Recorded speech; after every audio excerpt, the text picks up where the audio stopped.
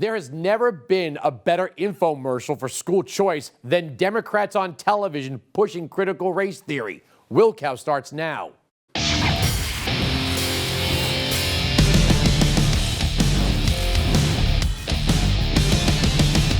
Welcome to the program. I'm Andrew Wilkow. I want to personally thank the hard left Democrats for critical race theory. What's that you say? Well, critical race theory is now the best selling point for school choice. I mean, it is. Can't beat it. Add to that, Joe Biden thinks kids should go to school now for a minimum of 14 years. Does anybody think in the 21st century, with the change that's taking place in technology and across the board, that 12 years of education is enough to be able to live a middle-class life? I don't think so. And so the fact of the matter is, I've decided we should have a minimum of 14 years of education. So 12 years of government-run education is not enough. We need 2 more years of it.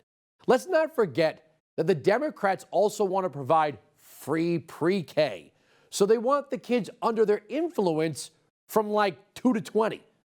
Let me define school choice for the purpose of this episode. School choice is a means of checks and balances against an out-of-control, radical government-run entity that lives and breathes on your tax dollars. Now look, if you live in a community with good schools and the duly elected school board understands that they work for you, then you might not have any complaints about your local government-run schools, and that's great. But for all the talk of democracy, for many parents, it doesn't feel like the majority's in control. So many parents feel like the government-run schools are forcing an ideology like CRT onto their children at their expense. Most parents want education, not indoctrination. This teacher had his class line up and participate in a privilege walk. He asked them a series of questions about their privilege status and has them step forward or back depending on the answer. Step backwards. If you or your family ever inherited money or property, take a step forward. If your family of course. Inherited money or property, take a step forward. If you come from a supportive family environment, take a step forward. Wait, a supportive family's bad? Did the tax-paying parents get a say in that little exercise? You know, education is, yes, supposed to liberate, but not impose on the mind. But when the design of education is to assume that only government-run formal education can save a human from ignorance, we have a problem. When the hard-left government education officials and activists perceive all of us and our children as fundamentally flawed and thus see education as a system, as a means to correct those flaws through activist education, then this system is prejudiced against the very people who get this pay for it. The big teachers' unions don't really care what you think about how your tax dollars are being spent on education. Mark my words, our union will defend any member who gets in trouble for teaching honest history. We have a legal defense fund ready to go, and we are preparing for litigation as we speak. Teaching the truth is not radical or wrong. Distorting history and threatening educators for teaching the truth is what is truly radical and wrong. Wow. You people out there are such bullies. Who is saying that kids shouldn't learn about slavery or Jim Crow or segregation? But what a CRT curriculum will do is magically skip over the role of the Democrat Party in our history. See, the kids aren't going to be taught that it was Woodrow Wilson who segregated the federal workforce, or that FDR was responsible for internment. Conversely, kids are not going to know that if it weren't for Republicans, there would be no 1964 Civil Rights Act. The Republican Party seated black delegates in the 1860s. Democrats, not until the 1930s. So yes, please teach real history. The hard left wants to define unity, but then separates people into categories of victim and oppressor, where everyone is equally deficient and those in need of reformation by government. Millions of parents aren't buying it anymore. When you talk about critical race theory, which is pretty much going to be teaching kids how to hate each other, how to dislike each other, I don't care what you say, it's pretty much what it's going to all come down to. You're going to deliberately teach kids, this white kid right here got it better than you because he white? You're going to purposely tell a white kid, oh, the black people are all down and suppressed. How do I have 2 medical degrees if I'm sitting here oppressed? How did I get, first of all, stand up, because I only got 5 minutes now, 5 minutes. 2 medical degrees, no mom, no dad in the house, worked my way through college, sat there and hustled my butt off to get through college. You gonna tell me somebody that looked like all y'all white folks kept me from doing that? Are you serious? What's sickening about this whole thing is what y'all doing right now is already something I do in my community right now to speak out against stuff, because black folks are getting told by other black folks, oh, you know you ain't gonna be able to do nothing out there in the world that you get no, oh, you know you're not gonna be able to do it here because you know the white man gonna keep you down. Well, how did I get where I am right now if some white man kept me down? How am I now directing over folks that look just like you guys in this room right now? How? What kept me down? What oppressed me? I work for myself from off the streets to where I am right now. You gonna sit here and tell me this lie of critical race theory? Of this the reason why black folks can't get ahead because of white folks? Are you kidding me? This is what we come to now. I can't believe we even talking about this right now. The last thing I'm gonna say right here is something that's crazy. Martin Luther King said he wanted his kids to grow up in a world where they are judged by the contents of their what? Their character, not their skin. If they let this stuff go on right now, it is absolutely doing the complete reverse of what he's doing. There are no conservative media put-ups here. It's moms and dads that are showing up at school board meetings, and young adults are taking to YouTube to voice their frustrations. I would love to share why I hate critical race theory. This is destroying society. It's getting to the point where you can't really have a conversation. You are dancing around topics. You're tongue-tied in a very literal sense. And I'm not saying that we should now just go be offensive. And black people are not just like all experiencing the exact same thing at the exact same time. We're individuals as well. We have our own views, thoughts, opinions. Now, the media elite, who also send their own kids to private school, are running interference for the hard left here. How do we sort through all of this and make sure that we don't throw out teaching about slavery and teaching about racism over the past 400 years, that we don't throw that out with a war against critical race theory and its extremes? Right. Again, no one's throwing out the teaching of slavery or history, but these people get shocked when they're confronted by the victims that CRT and activist education is supposed to save them from the evils of this nation. When did you first hear about critical race theory? Sometime around last year. Where'd you see it? I'm on Fox News. The idea that you can succeed based on your race is ludicrous. This is not the 1960s anymore. Just because of your skin color does not mean that you cannot be successful here in America. Point blank, period. Yeah, simple. We're told over and over, again and again, by the so-called experts that parents do not know any better and must leave crucial decisions about education to them. If school choice is such a blight on society, why do almost all of our governing elites send their own kids to private school? You know, schools like Sidwell Friends in Washington, D.C. is a virtual who's who of D.C.'s elite kids, from Chelsea Clinton and Al Gore III to Joe Biden's grandkids to Sasha and Malia Obama. The one percenters in government make a choice they would otherwise deny you. President Obama went so far as to defund the D.C. school voucher program for low-income kids.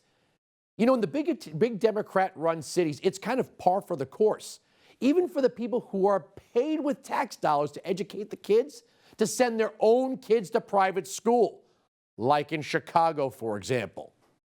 So how did we get here? What, you think CRT was like hatched in a lab last year? There's well over 100 years of backstory here. There's a lot to unpack, and yes, as I always say, I'm going to test your attention span, But this time, I'll get through the basic origins quickly. It starts, at least, in the 20th century with a man named John Dewey. To get to Dewey, we have to draw a dotted line back to Hegel, Marx, and Engels, and through the debates of idealism versus materialism. So here we go. A bio from the mouths of the proud socialists themselves, Jacobin. The foundations of Dewey's political thought are often traced back to his experience of civic life in his hometown or the reformism of Vermont Congregationalism. But no source was more influential than his encounter with the German philosopher G.W.F. Hegel as a student at the University of Vermont. In those early years, Dewey formed three ideas that would come to define his mature vision of democracy. Individualism offers a distorted vision of human freedom. Genuine freedom is found in social cooperation, and true social freedom is impossible in a class society. Okay, so we got Hegel, check. Class theory, Marx, right? Check. Dewey's abstract ruminations on freedom began to take concrete form in 1894 when he accepted a teaching position at the University of Chicago. Dewey's years in Chicago are remembered primarily for their contribution to democratic pedagogy and his argument that schools in a democratic society should become environments where students collaboratively develop their capacities rather than institutions inculcating a fixed body of knowledge, unquote. So, group development over and above useful knowledge. See where this is going? Dewey's book, Democracy and Education, published in 1916, became the blueprint for the push towards government-run education and the type of politics that would guide it. Dewey would become sort of a cult figure to those looking to reform education.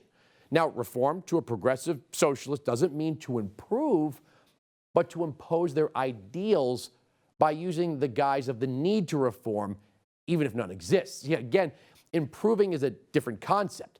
That means to make the existing better. Now look, Dewey was not a monster, but he was an idealist. Quote, from a social standpoint, dependence denotes a power rather than a weakness. It involves interdependence. There's always a danger that increased personal independence will decrease the social capacity of an individual. In making him more self-reliant, it may make him more self-sufficient.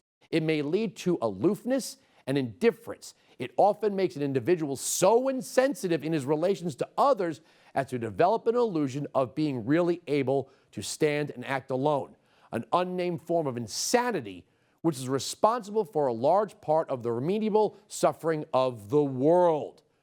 Wow! Does that sound familiar? The individual's categorized and his or her identity diluted into the group through education or indoctrination. So there we see the influence of attacking the concept of individualism in education. This is proudly promoted by academics at left-wing institutions like Sarah Lawrence College. Quote, this seems to me a remarkably prescient and timely statement about the inherently social context of all experience and learning. Dewey is taking a stand against the proverbial view of individuals pulling themselves up by their bootstraps. Now here Dewey dabbles in Marx's critical class theory. Quote, when social efficiency as measured by product or output is urged as an ideal in a would-be democratic society, it means that the depreciatory estimate of the masses characteristic of an aristocratic community is accepted and carried over. But if democracy has a moral and ideal meaning, it is that a social return be demanded from all and that opportunity for development of distinctive capacities be afforded all. Okay, sound familiar again? That last part sort of sounds like from each according to his ability, to each according to his needs, right? Now this sentiment pops up again. The economic revolution has stimulated science by setting problems for solution, by producing greater intellectual respect for mechanical appliances, and industry received back payment from science with compound interest. But this is where he turns to criticize education and the trades, because I guess vocational education main focus is to prepare a young person for employment. Quote, put in concrete terms, there is danger that vocational education will be interpreted in theory and practice as trade education as a means of sourcing technical efficiency and specialized future pursuits. Education would then become an instrument of perpetuating unchanged the existing industrial order of society. He continues. But at the present juncture, there's a movement in behalf of something called vocational training, which, if carried into effect, would harden these ideas into a form of adapted to the existing industrial regime. This movement would continue the traditional liberal or cultural education for the few economically able to enjoy it, and would give to the masses a narrow technical trade education for specialized callings carried on under the control of others. Okay, so we see Dewey trashing the idea that we use education to prepare us to earn a living. He scoffs at the idea that the individual should find a path that rewards them beyond group building. Let's just be honest here. Only so many people can live their lives as intellectual daydreamers. The rest of us, it's the real world, have to get up in the morning and go to work. Look, ideals are great, but pure idealism accomplishes nothing. One more construct. Here we go. The radical activist teacher. All right. The vice of externally imposed ends has deep roots. Teachers receive them from superior authorities. These authorities accept them from what is current in the community. The teachers impose them upon children. As a first consequence, the intelligence of the teacher is not free. It is confined to receiving the aims laid down from above. Too rarely is the individual teacher so free from the dictation of the authoritative supervisor, textbook on methods, prescribed course of study, etc., that he can let his mind come to close quarters with the pupil's mind and the subject matter. This distrust of the teacher's experience is then reflected in the lack of confidence in their responses to the pupils. Okay. In Marxism, there's revolution, then guarding against counter-revolution. So-called academic freedom is a nonsense dynamic. The idea that the teacher has the freedom to impose whatever the teacher believes is not met with the freedom of the student not to attend class. Since schooling is mandatory, right? This has been flipped, and now the Department of Education and the teachers' unions control almost all government-run education. Since students cannot assess their own freedoms for the most part, decisions are made by parents. But parents, due to the tax burden of education and lack of school choice, are powerless. So let's run an experiment here, shall we? If there were two schools, one on the east side of the street and the other on the west side of the street, cost not a factor. If the school on the east side of the street was filling up its lessons plans with Marxism in all of its forms and not as a cautionary tale, classes on how to organize a protest complete with real-world application, phys ed where gender and sports is nothing but a self-identification, teaching the 24 different pride flags and what each of them mean, and there will be a test on this. You know, there's 24 of these flags. Also, the 6 different recycling bins. That's just a summary. Now the school on the west side of the street held classes on supply-side economics, the free market, supply and demand, how international finance and markets operate, classes that teach civics based on the Constitution and history, yes, including all the negatives of our past. Science as an applied study, not a precursor for green socialism. And wait, trades. Yes, trades. Science, philosophy, trades, gym, all that good stuff. You know, sports where the boys are over here and the girls are over there.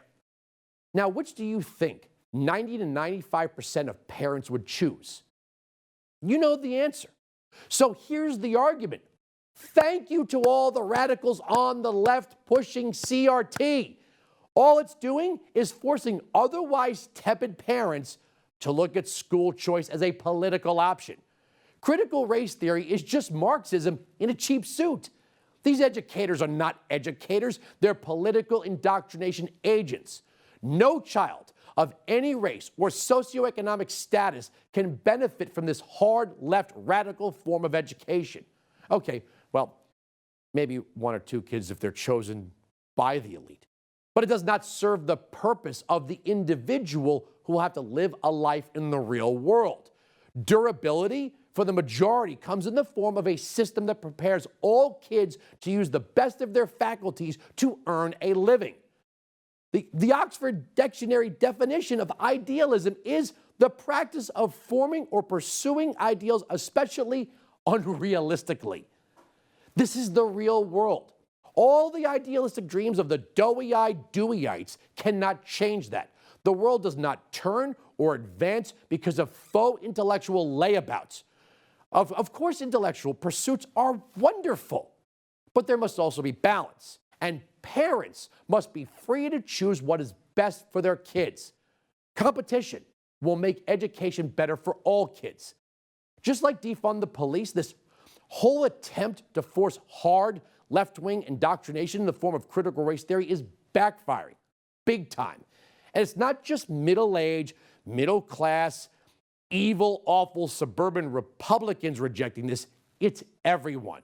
Now that's unity. That's diversity. That's America. I'll end here with a quote by John Dewey. I said he wasn't a monster that we should all agree with. Quote, "Men have long had some intimation of the extent to which education may be consciously used to eliminate obvious social evils through starting the young on paths which shall not produce these ills, and some idea of the extent in which education may be made an instrument of realizing the better hopes of men." All right, you saw during the monologue, we played you clip after clip of a diverse group of parents and students that have been standing up to critical race theory in the government-run schools. And I said, and I still say it, it really is the best sales pitch for school choice. But do not think private schools are immune.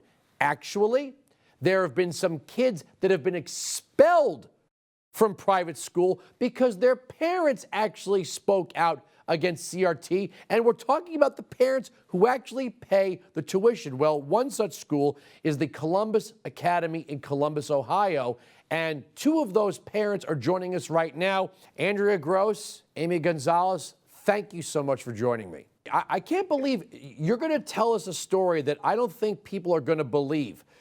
You two moms have kids in a private school. Your kids were expelled because you spoke out against CRT. Please tell us the story. Well, Andrew, actually, when this all started several months ago, we just started noticing things that were going on within the school that were very troubling to us. They were separating our children on the basis of their skin color. They were training our faculty during professional development, and they were separating our faculty by the color of their skin. Our director of diversity and community life, as well as our headmaster, sent out an all-school publication seeking for our community to defund the police. These are the types of things that were very concerning to us. So we just wanted to ask questions. Some of our questions were, what is the curriculum that you're teaching our children with regard to race? Are you teaching the 1619 Project? Are you teaching our children that there are 80 genders? And that is an absolute fact. These are the questions we were asking. And unfortunately, our board of directors has chosen to absolutely refuse to answer our questions or even speak to us. I find this so shocking. And just to let everyone know, this started, you guys randomly called my radio program on SiriusXM Patriot to talk about this. And I was blown away with the story that you told me, because we're not talking about some snobbish East Coast, West Coast school here. This is Ohio, and it's a private school that you pay for. The reason why people put their kids in private schools to avoid some of the things that go on in the government schools. And what you're telling me is your private school is more woke than the government schools.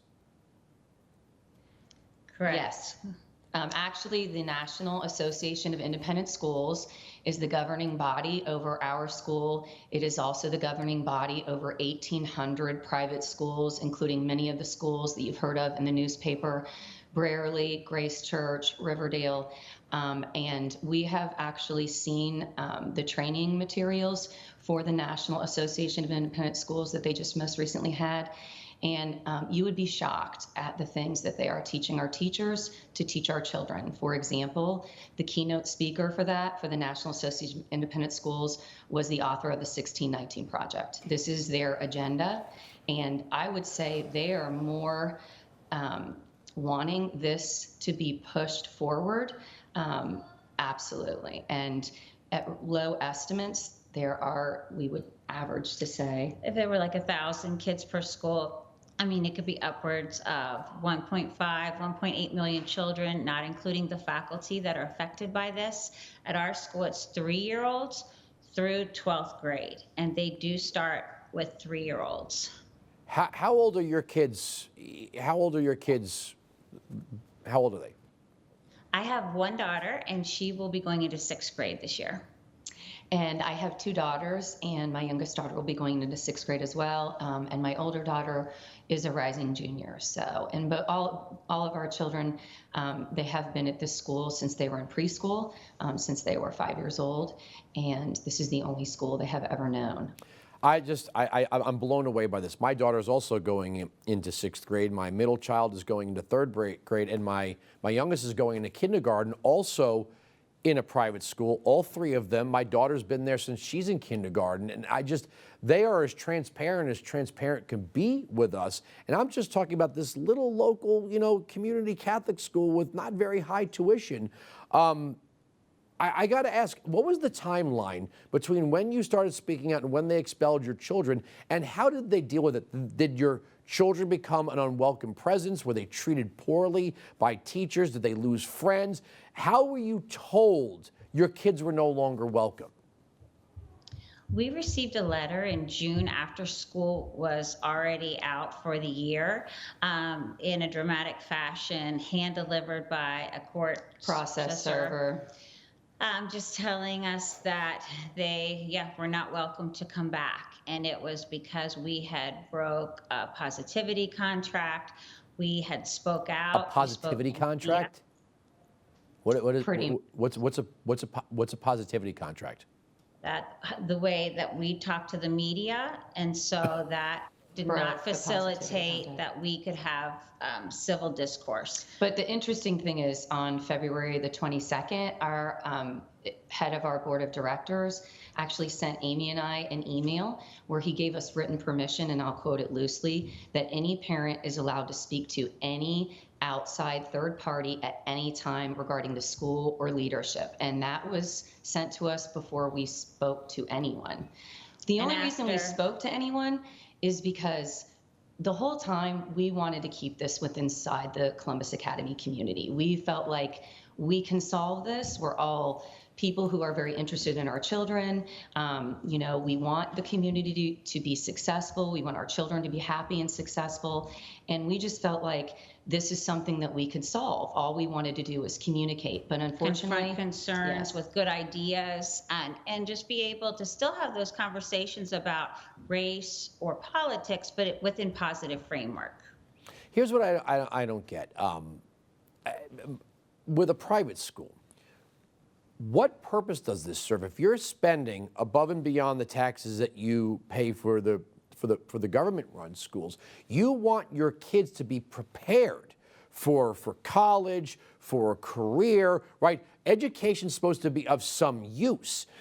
Nobody is denying that we should teach history. Nobody's saying we should erase history. We should teach our history and all of the sins of the past. Nobody's denying that. I don't understand why a private school that is not being prodded by the teachers union and the Democrats would do this. It makes absolutely no sense. So let me ask, where do the other parents stand? Is it divided? Is it a small group that's on your side? Is the majority on your side? How do the parents break down? Well, I mean, you're exactly right. We never wanted to ban any speech. We want to expand speech, and just to do so within a positive framework. So we started out in January, and we have hundreds of parents behind us now. I feel like our community is pretty evenly split. We actually think it's tilted more people believe in what we're saying, although they're afraid to speak out. So we are the only ones whose names are out there, because our community is fearful of retaliation. And what they were fearful for is exactly what happened to our children. They expelled our children because they want to send a message to the rest of our coalition, we believe. And just for asking questions. Well, they can't throw everyone out of this school, right? If the majority of parents say, well, we don't want this 1619 critical race theory stuff, and if you do it, we're going to pull our kids out. They can't expel everyone. They wouldn't have a school.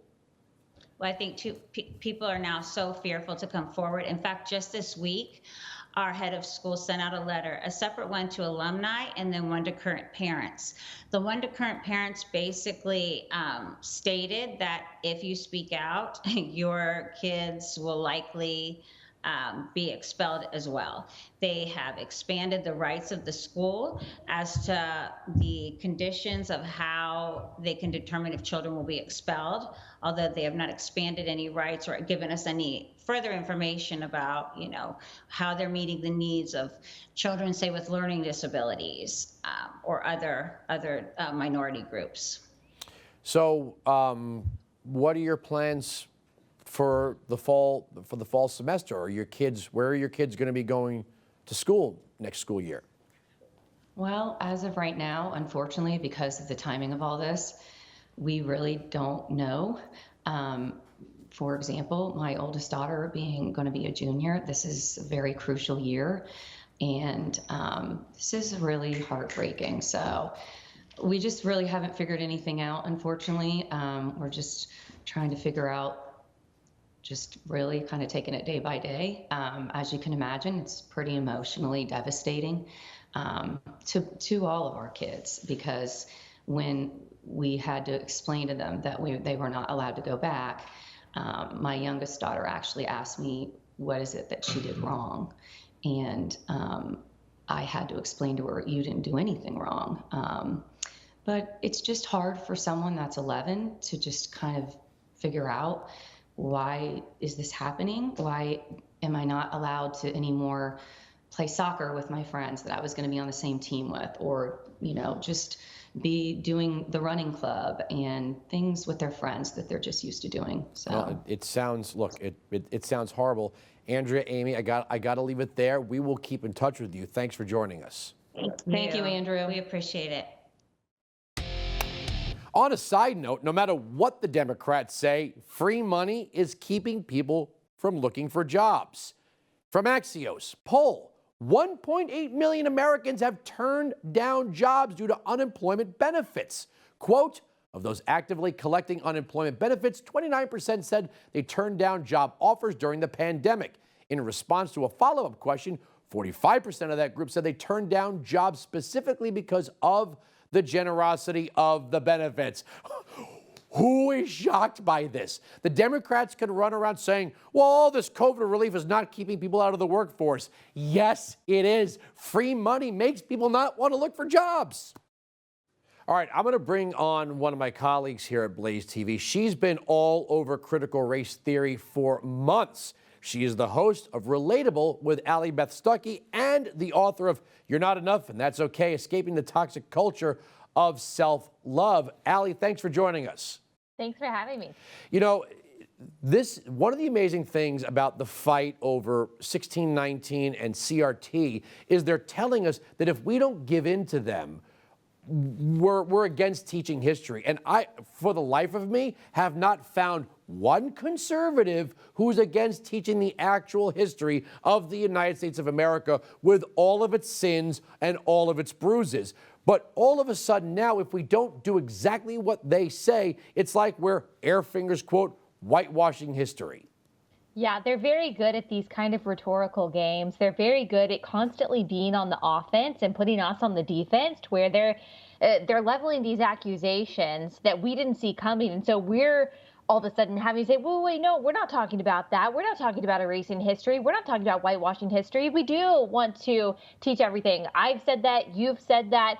But I think sometimes we just have to dismiss those insults. We know that it's not true. We know we're not talking about, not teaching about Jim Crow or slavery or discrimination or anything like that. We're just teaching, or we're just talking about teaching what is actually true, and not driving down this narrative that America is pervasively and systemically and irrevocably oppressive, that it has been without exception a force for evil, both here and abroad, because that is a narrative that colors something like the 19 Project, or all of the curriculum that kind of plays with these tenets of critical race theory. It's not just saying, hey, America is an imperfect country like other imperfect countries, and here's the good that we've done, here's the bad that we've done.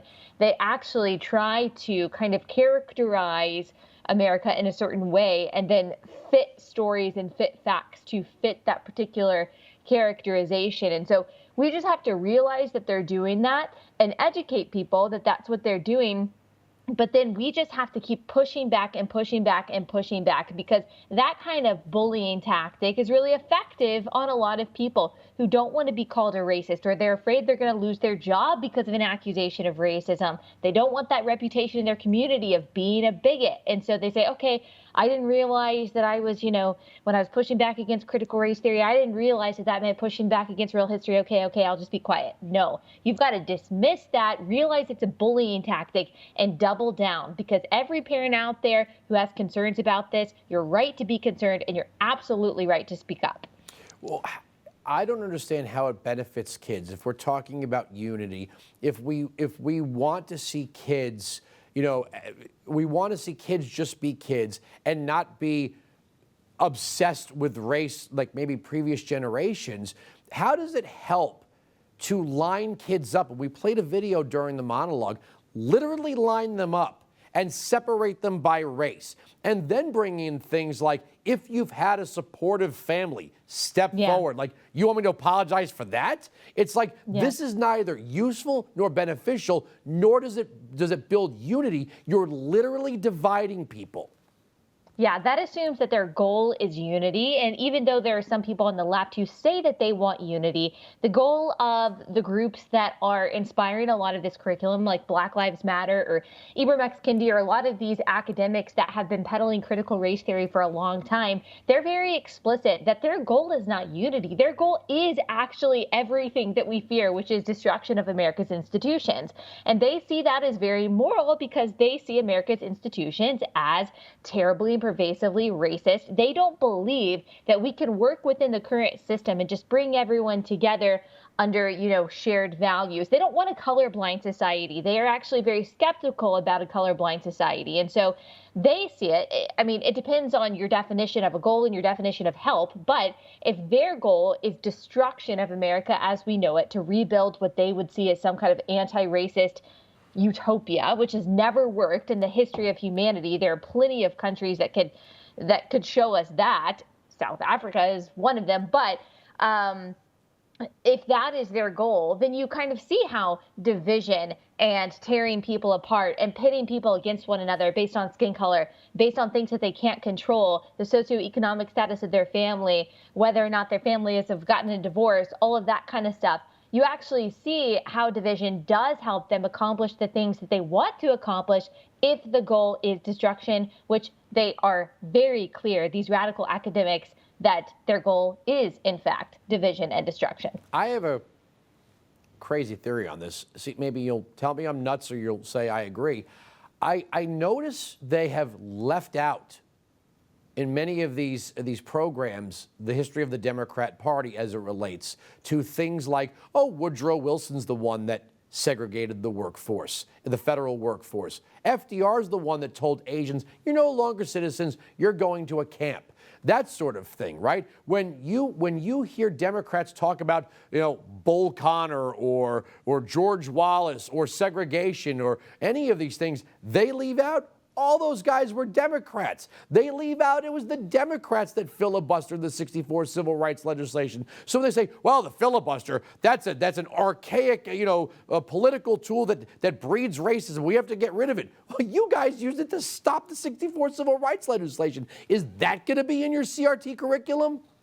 Right. And you know what's interesting? They would talk about the party switch and all of that. Oh, you're right. I forgot about that. If you brought up, the people who filibustered the Civil Rights Act, they would say, oh, well, there was a party switch. But at the same time, they will praise LBJ, who is also a Democrat. So which one is it? Like, are you associating yourself with 1960s Democrats, or are you not associating yourself with 1960s Democrats? They do that based on which Democrats did something that they actually like. They like LBJ's programs, but we can look at the history and the impact of LBJ's programs, the so-called war on poverty, and we can see actually how it has disproportionately negative affected the very minorities that critical race theorists say that they are trying to uplift. That is one part of history, certainly, that Democrats, that leftists love to whitewash. The disparate negative impact of the very government programs that they are saying now, if we just expand those, if we just give more money to those programs, if we just try to lift up those communities by pumping more money into the bureaucracy, finally something will change. The reality is we've been trying that for decades and decades. What they want is power. It's not about anti-racism. It's not about an equal society with equal rights. It is about power. Black Lives Matter, these organizations, critical race theorists, they want power, and that's it.